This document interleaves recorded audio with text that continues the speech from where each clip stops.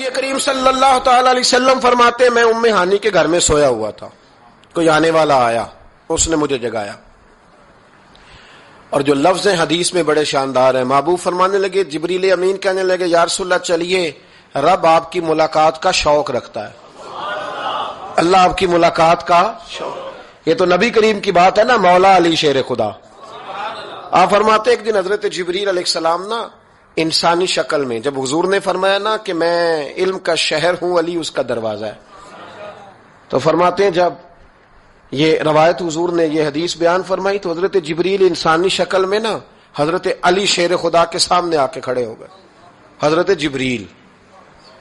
جبریل امین علیہ السلام کھڑے ہوئے اور فرمانے لگے، علی سنا ہے علم کے شہر کے آپ دروازے ہیں؟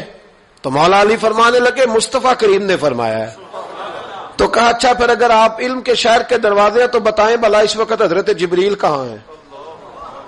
کہتے ہیں جو تو جبریل کو ملنے گئے تھے تو حضرت جبریل مولا علی کے سامنے کھڑے، کہنے لگے بتائیے اس وقت حضرت جبریل کہاں ہے؟ تو مولا علی شیر خدا، جب آپ اپنے بڑے کو کوئی بات بتائیں گے نا جن کا ادب کرنا ہو اپنے بزرگ کو، تو پھر آپ فٹافٹ نہیں کہہ دیں گے آپ کو پتہ ہی نہیں۔ یہ مسئلہ ہے، بزرگوں کو آپ نے کو بات سمجھانی ہو تو الفاظ کا چناؤ، اور یہ بھی ہمیں شیر خدا نے ادب بتایا ہے، الفاظ کا چناؤ شاندار ہونا چاہیے، لفظ بڑے زبردست تشکیل پانے چاہیے، جملوں کی ترتیب بڑی مؤدبانہ ہو۔ حضرت جبریل امین نے پوچھا کہ بتائیے علی اس وقت حضرت جبریل کہاں ہے؟ تو حضرت مولا علی شیر خدا نے پہلے اوپر دیکھا، میری طرف دیکھنا، پہلے اوپر دیکھا، پھر نیچے دیکھا، پھر پیچھے دیکھا، پھر آگے دیکھا، دائیں دیکھا، بائیں دیکھا۔ یہ نہیں فرمایا کہ آپ جبریل ہیں، وہ تو انسانی شکل میں تھے نا۔ جملے دیکھیے، ادب دیکھیے، طریقہ دیکھیے بات کرنے کا۔ حضرت علی فرمانے لگے بھائی حضرت جبریل اس وقت نہ تو آسمانوں میں ہے، نہ زمینوں میں ہے، نہ مشرق میں ہے، نہ مغرب میں ہے، نہ شمال میں ہے، یا نہ جنوب میں ہے۔ فرمانے لگے جی وہ اس وقت کہیں بھی نہیں ہے۔